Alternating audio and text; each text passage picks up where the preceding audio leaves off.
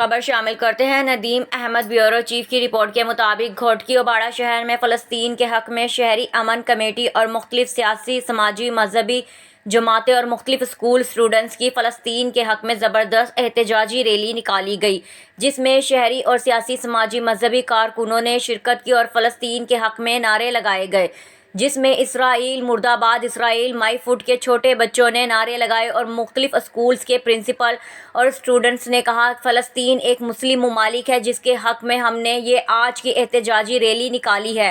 ہم اسرائیل کو بتانا چاہتے ہیں کہ ہم فلسطین کے ساتھ ہیں اور فلسطین میں ہمارا قبلہ اول موجود ہے اور ہم اس قبلہ اول کے لیے اپنے سر کی بازی لگائیں گے اور ہم جانی مالی قربانی دیں گے۔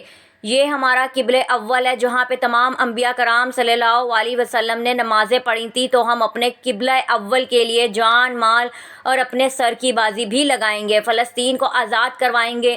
اور ہم اپنے پاکستان کے حکومت سے مطالبہ کرتے ہیں فلسطین کے لیے آواز بلند کریں اور اسرائیل کے ساتھ اعلان جنگ کریں۔ اگر ایسا نہیں ہوا یا فلسطین کو آزاد نہیں کیا گیا اور غزہ کی معصوم بچوں یہ جو تشدد ہو رہا ہے، ہماری مائیں بہنیں وہاں چیخ رہی ہیں، تو ہم سے فلسطین کی مسلمانوں کی چیخیں برداشت نہیں ہو رہی ہیں۔ ہم حکومت پاکستان سے پرزور مطالبہ کرتے ہیں فل فور ایکشن لیا جائے۔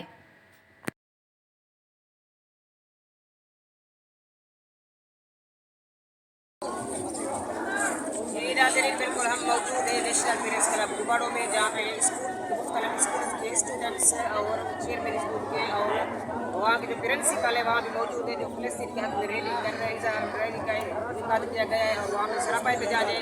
آئیں تو سر غلام قادر سمرو صاحب سے بات کریں گے جو ایکسیلنس اسکول کے پرنسپل ہیں۔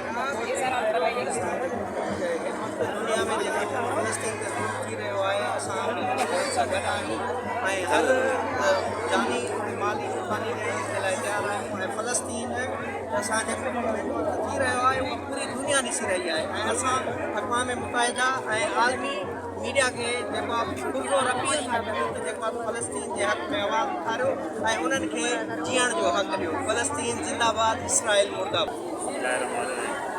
पहले तो मीडिया वालों को यह शुक्रगुजार हूँ जिन्होंने फलस्तीन का आवाज़ बुलंद करने के लिए हमारी हिमायत में ये जो आवाज़ है हमारा आला ईमानों तक पहुँचा रहे हैं। सबसे पहले तो हम लोग हमारे असतज़ा हम लोग फलस्तीन के आवाम के साथ यकजहती का ऐलान करते हैं। फलस्तीन उम्मत मुसलमा का धड़कता हुआ दिल है। बैतुल मक़दस क़िबला अव्वल जिसे कहा जाता है, उसकी हिफाजत तमाम मुसलमानों पर फ़र्ज़ है।